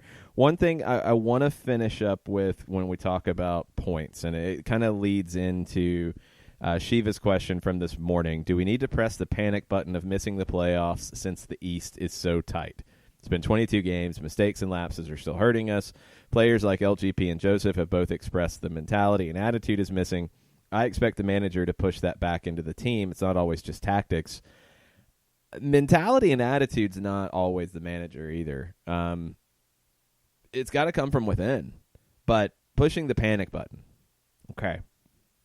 Last year, 50 points got you to 6th place. That got you into the playoffs. But 7th place is what gets you in now. 46 points is what got you into 7th place in the Eastern Conference last season. Okay. right now, Atlanta United is on 36 points. So that gives you something to look at. So 46 points was 7th place in 2018. If you want to host a playoff game, get into 4th, 51 points. That would be 15 more points. Okay. 2017. Let's scroll back in the Eastern Conference. 45 points got you to 7th. That would be 9 more points, 3 more wins. 4th place was 55 points. A little bit larger gap there. That was 2017. We'll go back one more, 2016, just to take a further glance back. 7th place, and this is out of 10 in the East, was 42 points. 4th place was 46. So you get a little bit of the fluctuation. I mean, I think 3 more wins, I think 45 points will get you in. You should feel pretty good about Atlanta United doing that. 5 wins, maybe 6 wins, gets you a guaranteed home playoff match. That's a little bit tougher, but it's doable. And you look at Atlanta's schedule the rest of the way. We'll run through it very quickly. Home matches. You get the Galaxy, you get NYC, you get Columbus, you get San Jose, you get New England. You go to Montreal, you go to NYC, you go to Cincinnati, you go to Philly, you go to Orlando, you go to Portland. None of it's easy, but I feel like there's 3 wins there for sure. I feel like there's 5 to 7 wins there. Yeah, you should do that. So I'm not pushing the panic button. But what it means with it so tight in the Eastern Conference is you can't slip up in games against teams below you. You can't slip up against Orlando down there. That's one where you can pick up points on the road. You can't slip up in your home games. You can't slip up at home against Columbus. You can get points in Cincinnati as well, and you should. You should be able to get points in Montreal, although it won't be easy. We'll see where they're at on September 29th. You should be able to take care of New England at home. If you get anything on the road out of NYC, out of Portland, out of Philadelphia, it's a bonus. But that means you're going to have to take care of business at home against NYC, against San Jose, and against the Galaxy. A Galaxy team with 3 big absences, you should be able to take care of that. NYC, that's a heavyweight fight. San Jose, September 21st, that's a heavyweight fight. Those are big games. It's not going to be easy, but I do feel like there's enough points there comfortably to not push a panic button. But you can't have slip-ups either. Dan Graham on Twitter says, what formation do we play when everyone is healthy? Who sits? Dan's saying the 4-3-3 with Heinemann spelling Nagby, Barco at the attacking central mid since he puts in defensive effort. Tito still doesn't have a spot. I'd hate to leave that much speed on the bench. You're not going to be able to get everybody in. And this was why I asked the question to Chris Fuhrmeister about formation and what you do. 3-5-2, I just want everyone to remember when Tata Martino talked about pressing out of the 3-5-2, you couldn't really do it. So that's why ultimately, in his final decision tactically, they went 3-5-2, but a defensive counter-attacking 3-5-2. They couldn't really press out of the 3-5-2, and they kept going back to the 4-3-3 or 4-2-3-1 because you couldn't do it. If you're going to press, you can't play a 3-5-2. If you're going to sit back more, you can play a 3-5-2. But it's got to be more organized. I feel like you're a little in between the two right now because of that midfield being so fluid that at times is good. When you dominate possession, it's good. When you don't, it has to be more defined. Or you're going to have these moments, and you're going to have those 15-minute moments like you did against LAFC. If you play 3-5-2, though, you're going to have to get Barco back into this team. I don't think he can be left out. And I don't think you can leave Pitti out on a regular basis. Sometimes, yes, not on a regular basis. So you're going to have to find a way to make it work. Does that play maybe a little more, honestly, kind of like DC did at Mercedes-Benz Stadium, where it's a little more like a 3-4-2-1 with Pitti and Barco sitting underneath the forward and finding those channels out wide between the wingback and the forward? Maybe so. You're going to have to figure that out, how you get Barco back into this team. And right now you're going to have to figure that out in a three-man back line. And that gives you the option to play 3-5-2, which is what we've been seeing, which is a pretty fluid three in the midfield. 3 center backs, 2 wing backs, 2 forwards. Could you go back to 3-4-3? Well, honestly, if you do what I just said, the 3-4-2-1, it's pretty similar to what the 3-4-3 looked like at the very beginning. And you get Pitti flanking off to one side, Barco flanking off to the other, but with the ability to tuck inside more. Maybe that's the way. But then you only have 2 central midfielders.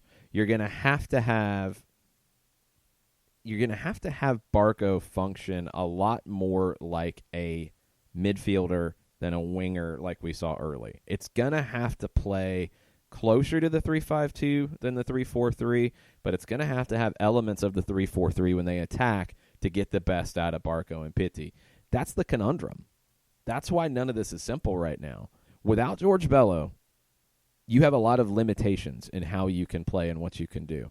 Without a left back, you have a lot of issues with that. And also, you want to get Julian Gressel into situations where he can be most effective. If you want to do that, the 3-5-2 or 3-4-3 either way, him as a wingback is what you want to do. That impacts other players on the field too, and you've got to make these decisions. It's really difficult, and all the injuries have made it difficult to find any continuity this season. That's why it's been a struggle. That's why you've had to see a lot of adapting throughout the year. My biggest question is, with time ticking down on the window, are you going to be able to wait and hope and cross your fingers that Bello will be able to be that left back that you need to give you the ability to play 4-3-3 sometimes? It'd be lovely if you had it, because he can play in a 3-5-2 as well, and he gives you more of a defensive wingback situation. But are you going to know? Are you going to know by the time that the window shuts? Because you're looking at teams right now that are making some big, bold moves for the second half of the season. Well, the final third of the season. Dallas sending Pablo Aranguiz back to Chile. He's returning to Unión Española. Just never really fit in as the Mauro Diaz replacement in Dallas. Will they go get anybody? We'll have to see. LAFC, reportedly close to adding Uruguayan young star Brian Rodriguez from Peñarol for $11.5 million. Played in the U20 World Cup for Uruguay, 19 years old. He can score, he can create for others. One of the top young Uruguayan players in their pool right now. Looks like LAFC is going to get him. Where does he fit? Maybe the rest of this year he fits coming off the bench, but maybe next year he's your replacement for Diego Rossi, who reportedly has attracted interest but hasn't attracted an offer just yet. The LA Galaxy, the talk on Friday was that they were going to spend $18 million to get Cristian Pavón from Boca Juniors for 100% of his pass. They were reportedly offering $12 million for half of his pass before. Well, now looks like that might not happen, but TNT Sports in Argentina is reporting that Martín Benítez of Independiente would be the plan B option, and only for $15 million. He's a 25-year-old right winger who developed at Independiente, former teammate of Ezequiel Barco, 3 goals and an assist last season. He played 65 minutes in their season opening win over the weekend against Defensa y Justicia. He's a very good dribbler. The numbers on him, and I haven't seen a lot of him, the numbers on him don't jump out at you. I'm a little surprised it'd be $15 million. That feels like a big amount for a player that's valued in the $6 to $7 million range on Transfermarkt, just judging off his numbers. But also, he would be a player that you would expect Guillermo Barros Escaloto to be very familiar with and expect him to fill a need. The Galaxy don't really have playmakers, and if Benitez can be that guy to create opportunities for himself and for others, maybe he fits that need for the Galaxy. They're still going to have to figure out what to do with Roman Alessandrini, who's out injured. His contract is the one that you could restructure, add a year or two, add 2 years to whatever to get him to be a TAM player as opposed to a designated player. His number's just over the the TAM threshold. So you can't buy anybody out. You've already done that. That's the only option you have, unless you're able to get Benitez on loan for the rest of this year and then have a obligation to buy at the end of it to finesse the money and figure things out at the end of the year. I don't know. In the East, Toronto reportedly looking at a French winger, Nicolas Benazet. This is according to L'Equipe in France. 28 years old. He's at Guingamp. They were relegated to the second division for the upcoming season, so you'd expect them to be trying to cut some salary. Toronto's been looking to replace Victor Vasquez for a while. This would make them a better team if they're able to get Benazet, but are they going to be able to get it done in time? We'll have to wait and see. Teams are going to be looking to upgrade. Is Atlanta going to be able to upgrade? And for me, the only place you're looking to do it is at outside back because you just don't have a lot of flexibility in terms of your formation without it. So back to Dan Graham's question, I think a 4-3-3 gets the most talent on the field for Atlanta United, but right now you cannot play it, and you're going to have to work to be able to play it and get Bello back up to speed. It's going to be risky. You might have to stick in the 3-5-2 and sacrifice players sitting, like a Heinemann, like a Nagbe or a Mehdi at times, like a Tito, like a Vasquez, like a Merrim or a Pereira at times, to get Barco back in, because I feel like you have to play Ezequiel Barco. He's the one who has to be on the field. Okay, back into the Twitter timeline. Tafka on FDB. I really think it's an issue of having a spark plug out on the team.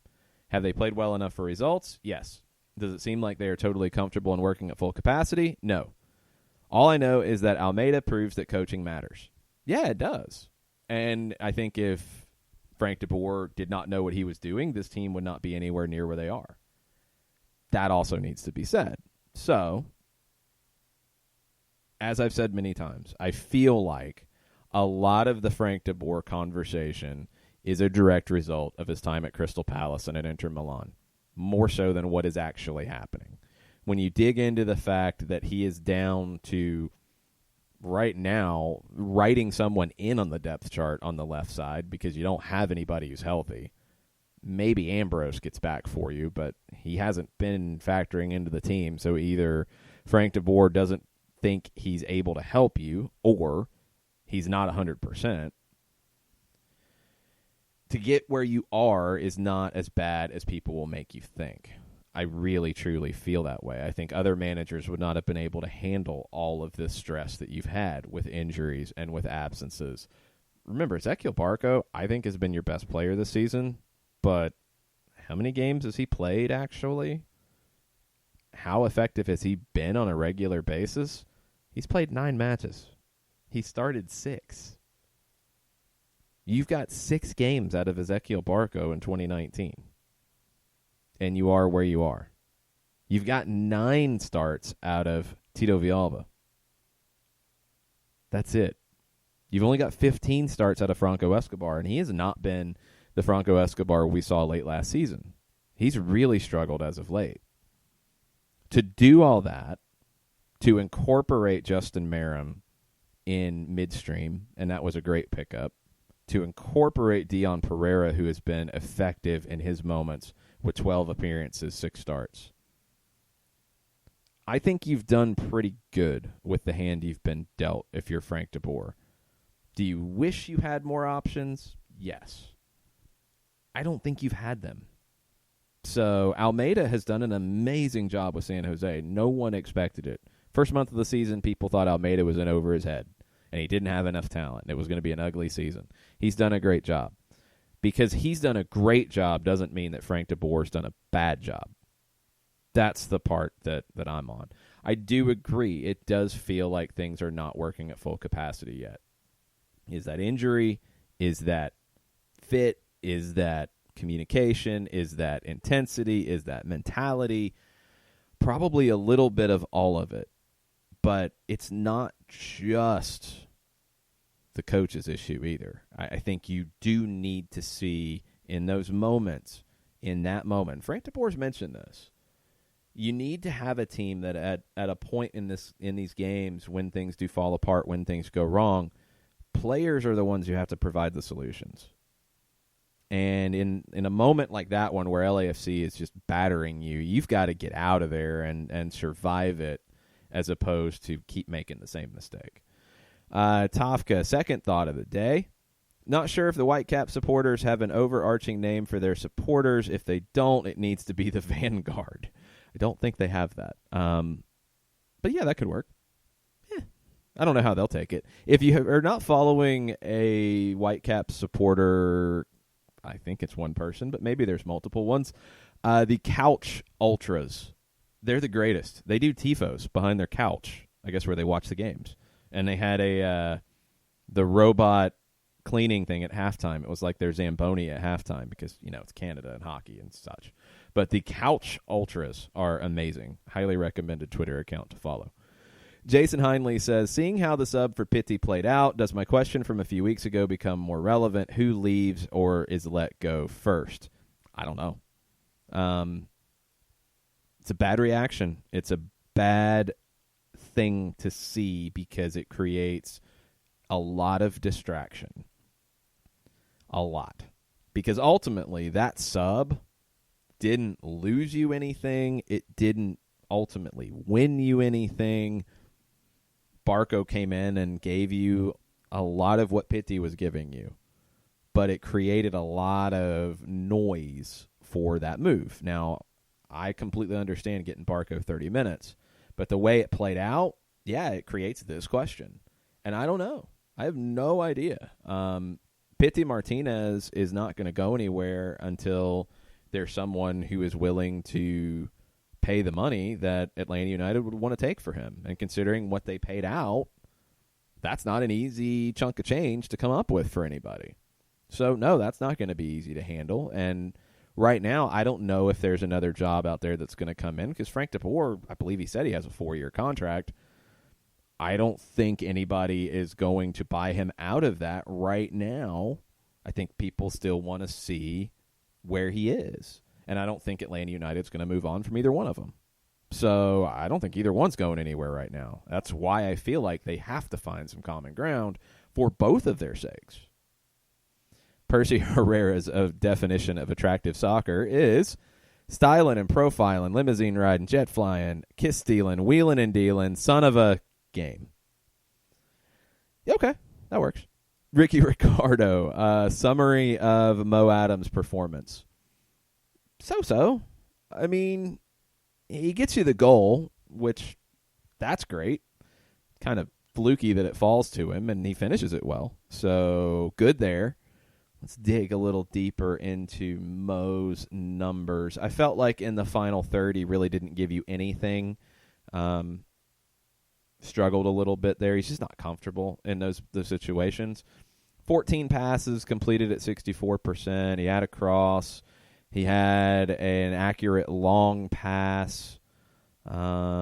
Anything else from him in the attacking sense? He was dispossessed once. He had a bad touch. On the defensive side, which is what you had him there for, no tackles, no interceptions, a couple clearances. And he committed one foul. You needed more defensively from him. And in that role, he's a little uncomfortable as a wingback because he's not a typical wingback. He's better as a 6. I felt like when things were starting to fall apart, he needed to tuck in a little bit more and help out a little more centrally because that would have played to his strengths a little bit. But Mo is being incorporated on the fly, so it's hard to have huge expectations for him. Ricky Ricardo. I'd like to hope that the national media will celebrate these two teams like those were, but alas, they'll be talking about the Pitti sub and will Atlanta get it together and how much of a difference there is between these teams, blah, blah, blah, blah, blah, blah, blah. Yeah, I agree. I think this should be a great conversation about a great match. It's going to be a great conversation about drama, which, hey, that's part of the deal too. So I get it, but it was a great match. And you had a surprising opening goal. You had Atlanta good for 15 minutes. I think first third of the first half, Atlanta was the better team. Middle third, even tilting towards LAFC. Final third of the first half, Atlanta got boat raced. You can't get boat raced in any segment. You did. Second half, Atlanta was slightly the better team. Slightly. Not by a huge margin, but slightly. And enough to get it to 4-3. And enough, even that goal from Joseph at the end of the first half is just huge. And let's go back to it. First time ball, very quickly played by Pity Martinez, out of the air, if I'm not mistaken. Amazing ball from him. Gets past Joseph, gets to the back post, crossed back in, goal. But it started with Pity. That's a big deal. Again, that's another play that there's just not a lot of players who have that in their locker. Gressel gets the assist, but it started with Pity from a ball from the left that Gressel's able to corral and put back into Joseph. That was a massive goal because it gave you a lifeline. You get the own goal. Great work from Merrim to create it. And then you had chances. Joseph with the spinning one that we've seen him put away before, unable to put it on frame. It's one of those nights. You were not good enough, but you were not awful for 90 minutes either. You were awful for 12. And you can't be that bad in any 12-minute stretch and win matches. You just can't. Okay, scrolling through everybody reacting to the stream dying because everything just completely froze. Again, thank you to Chris Fuhrmeister for being patient, hanging out. I do agree with John Dolazar. John's not even here, but he left his technology gremlins behind. Yes, he did. Jim Lepp. Second time this season the defense got torched. Perhaps it is because of TV, but in neither match have I seen that defensive leader grab everyone by the collar and say, no more, concerning. Chicago's a little different because it was 2 goals at full strength that you gave up, and one's on a set piece and one's on a counterattack. I'm going to look at those just a little differently. This one, I'm right there with you, Jim. There's got to be that leader on the field to just grab it. There has to be. And you didn't really have that mentality with Parkhurst as a captain, but you don't have him on the field now. You don't have Lurin once on the field. Who's going to be that person? It's hard for Brad Gazan to be that from goal. I mean, he's got the armband. I'm not even worried about the armband. It's somebody saying, all right, we're getting out of this. Let's get back to basics right now. Let's not give anything else up. That's the stuff you've got to fix. Okay. Katie Weaver. Sorry, missed this when Jay was on. Loved seeing all the traveling 17s. Lots of positive vibes, respect between LA Atlanta fan groups online. These two teams seem to be the class of the league at the moment. Are we frenemies now, or is it a #rivalry? It's not a rivalry. I believe you could say, at least on the supporters group side, that they are frenemies. I think that's the case. I think from a bigger picture with LAFC and Atlanta United, you have 2 clubs that have pushed the league forward and 2 clubs that are doing things in a way that there just aren't a lot of clubs doing it. Atlanta has that lead to an MLS Cup in year 2. LAFC is trying to repeat that trick and get a supporter shield along the way in their second year. Atlanta's in the semifinals of the Open Cup in year 3. So you could have both lifting trophies this year. I think it's just 2 teams that are doing things in a very first-class way. And a very authentic way in their communities. You know, that's, I think, the thing that grabs me the most is Atlanta United feels like Atlanta. LAFC feels like LA. You know, it's the black and gold. You kind of have a little bit of that Raiders vibe with their black and silver when they were in Los Angeles. But it works. And, yeah, I think you have just 2 clubs that are pacing the league at the moment. Miami will be in that conversation. And if you did not see, Miami made their first 2 signings over the weekend, and they are big ones. Matias Pellegrini from Estudiantes is a big deal. That's a $10+ million deal. That's not small potatoes. Julian Carranza from Bonfield is another good pickup. Bonfield's a club that developed Eric Remedi, but they're a club that develops a lot of talent. So Miami's already saying, hey, we're going to be the next one. And that means your Minnesotas, who are having a great year, your Cincinnatis, who are not having a great year, your Nashvilles, your Austins. The bar has been raised for teams coming into the league by Atlanta and LA. So I loved seeing so many Atlanta fans out there. I was shocked at how many Atlanta fans were out there. Not even just the supporter section, which was huge, just all over the stadium. I ran into so many people I knew at the stadium, which was nuts. It usually doesn't happen on the road. It did in this one. It's a cool trip, but also I think it's a cool place to go see a game. Highly recommended in a couple of years. Next time Atlanta goes back there. Maybe for MLS Cup. We'll see. Turner, the Red Fox Lab, chimes in and hopefully is getting lots of treats. Why do the ESPN announcers, Twellman and Champion, continue to agitate the FDB versus Pitti narrative? I'm bothered about how much negative attention they gave it. It's kind of hard not to. Every time I felt like I looked down at the monitor, I saw Pitti sitting on the bench. It felt like maybe it was a little too much. But I get it. It's a story. And this is a league that honestly needs these stories. It needs this drama. And this is drama.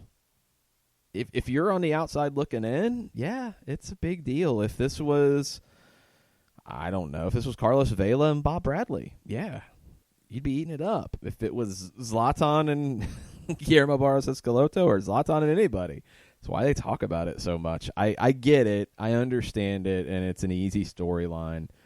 I wish there was more to go along with it, and conversation around the league and matches were not just drama. I wish there was more meat to go with that seasoning, but I understand it.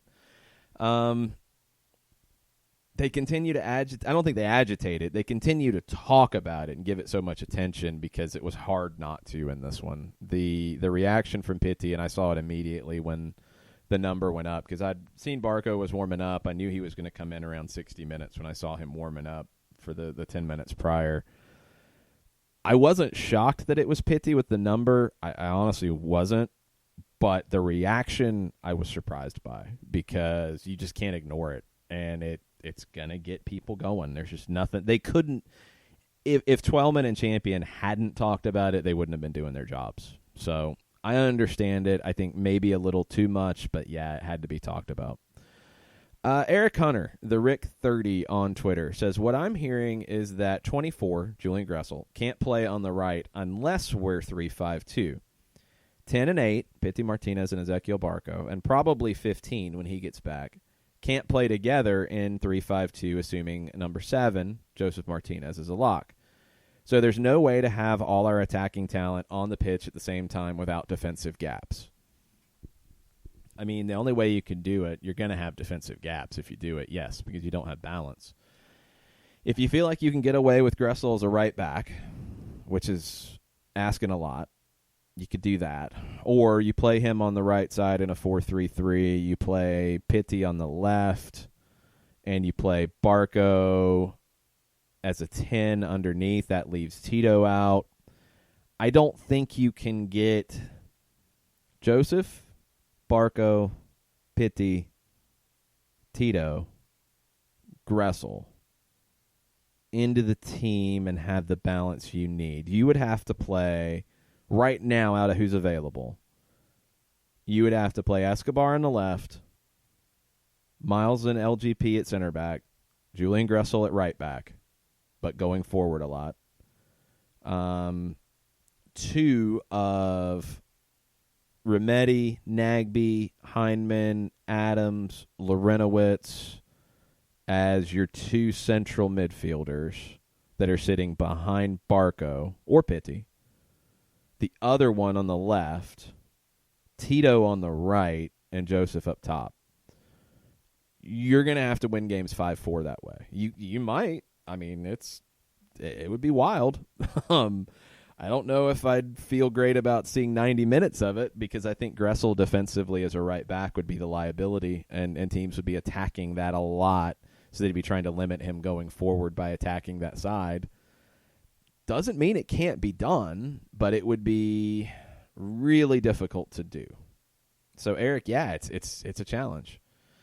Drew Gano, I feel like it's time to give Pitti 90 minutes and let him do what he was brought here to do. How does FDV do that with Barco's impact? And it's kind of what we're talking about, is finding the way to get them both on the field together. If you want to stay 3-5-2, and right now it feels like that's going to be the way to go, I think it's going to be Pitti as a second forward in a very free role. Barco is in a more structured role, playing in front of two more defensive central midfielders with your wing backs on either side. So Pitti is then completely free to do what he does. Barco is sitting in front of two central midfielders, so you have structure in the midfield. Joseph is Joseph. Gressel's flying up and down the right. Somebody's flying up and down the left. You'd love it to be Bello, but right now it might have to be Merrim, even though you have a trade-off there defensively, and you're just going to have to make up for it. But, yeah, Pitti is a player that is, I think, unique in a lot of ways, and you need to kind of structure things to get the best out of him, and you haven't done that yet. I don't know if you're going to do that, if you're willing to do that. If you're Frank de Boer, I think you still want Pitti to give you more things to fit into a system. And I don't know if there's an easy common ground to find. The 3-5-2 would give you some of that, though. If he's a second forward, it's pretty free.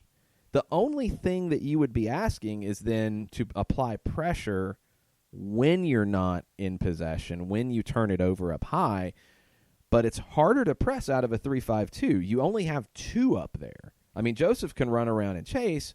Pitti can flank off to one side. But then if you ask Barco to flank off to the other side to give you a more effective pressing line of three, then you're a little more exposed in the midfield if you turn it over. Though that's why it's hard to press out a 3-5-2. That's why you see pressing teams play a 3-4-3 or a 4-3-3, because it gives you a front line of three to press with. Pressing with two is easy to play around. Pressing with three is a little more difficult. These are the conundrums. This is why none of this is simple right now.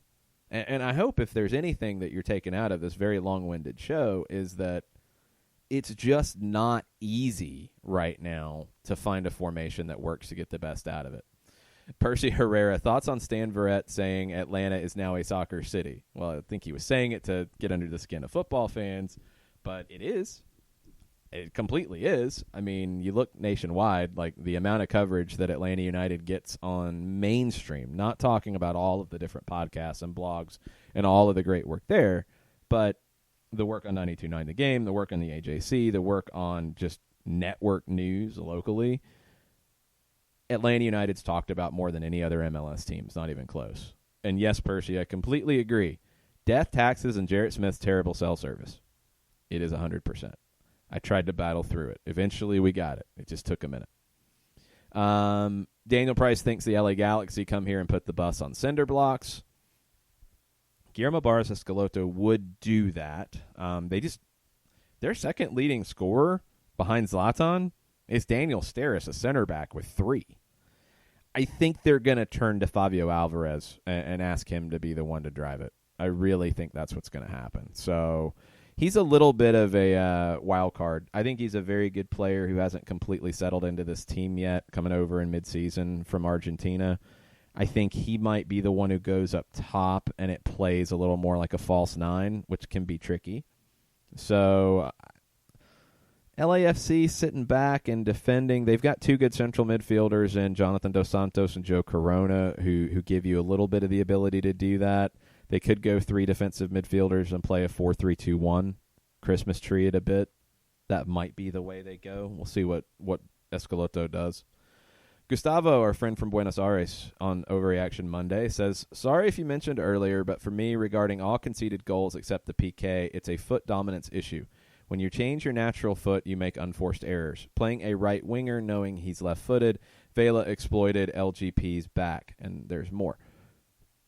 Let me get all of it right now so I can read it easier. Sorry, Gustavo. Vela exploited LGP's back without effort, cutting inside to shoot freely or to get more space to his flank because he's faster. LGP has to turn around to back off because he has to change legs and wasted time. The problem is that Adams didn't cover his back to his left, which is LGP's weak point. Completely agree with that. If Adams was there to help defend Vela, he wasn't in that position enough to actually do it. So LGP's weak point is a very right footer. He tends to close to his right and cut inside against his flank. It's very difficult to tackle to the left if you're right-footed. Absolutely true. You have to force your right leg when turning back. If you use your left foot instead, you could easily force a PK. If you played soccer, you know that. Coaches must train players to overcome its foot dominance. Playing different positions is to learn to be more ambidextrous with your feet. Gazan made only a mistake in the first goal because it was his near post. No, your English is great, Gustavo. That did take a deflection looking at it, the replay, but yes, you can't give up a goal to the near post. The deflection took it near post. I think Brad was reacting to the initial shot off the foot. LGP diving back in, got a foot to it, and it deflected back to the near post. Brad was unable to make the save. You can't give up goals to the near post. It's always going to be an issue. A deflected goal to the near post is a little different. Gustavo's right, and this was something that DeBoer mentioned earlier in the season about playing Michael Parkhurst as a left back in Kansas City because Johnny Russell liked to cut inside, and he always wanted to go inside. So Parkhurst cutting into his right, his dominant foot, worked really well. The difference with Vela is that he's craftier, and he's not always just going to cut inside. He'll take it back outside and then get you spinning and then get you on your opposite foot and then have a difficulty. And if you don't have help from Adams there or Merrim later, you're stuck and you're in a 1v1 you're in a bad spot in that 1v1. And this was something we talked about last week. You don't want to get into 1v1 situations against LAFC with the shape, with the people who you had available. You didn't have a lot of options to avoid 1v1 situations, and you tried to cover it with Adams as a left wing back. It didn't work. I think his discomfort in playing as a wing back showed in those moments, and Gustavo breaks it down really well about how it affected LGP and what the problem was there. So let me see if there's anything else. Had a couple mentions straight to my Twitter as well that I want to make sure I touch on. And had one that was not Atlanta United related about Nashville. And we'll get to that here in just a second. Okay. Got all those. Got those. And Jorge B. Chimed in right here at the last minute. Do you guys believe that we are sleeping giant with a full healthy team, Bello and Villalba? We can make a deep run in the playoffs. With the current format, anything can happen. I completely agree with that. I do think that with Bello, even just Bello, to give you the option to have either a more defensive left wing back who's going to be more comfortable in those moments that we just talked about, dealing with a Carlos Vela just because he's a more natural defender in that spot than Mo Adams. Bello would make this team very different. Villalba obviously makes this team very different. And yeah, with the current format, you're getting into knockout games. It's a cup competition essentially in the playoffs. So you've got time to build that way. However, it's very difficult because of how compressed the Eastern Conference is. You can't drop points building to get to that. And that's the challenging nature of it. That's the issue you're having right now. I really think that the front office has to make a decision on outside back. And if Bello is ready, or you know he's going to be ready, cool, you roll with it, and that's the dice you're rolling on it. If you're at all worried about it, you've got to find somebody who can give you a true left back situation. And Mo Adams could be that with some time, but it's really hard to expect him to be that right now. It's tough. Waffle House United asked a question about the situation in Nashville, and I don't have all of the information on it, but there are some pretty big concerns in Nashville right now about their stadium situation and building at the fairgrounds. There's been a lot of legal battles on this for quite a while.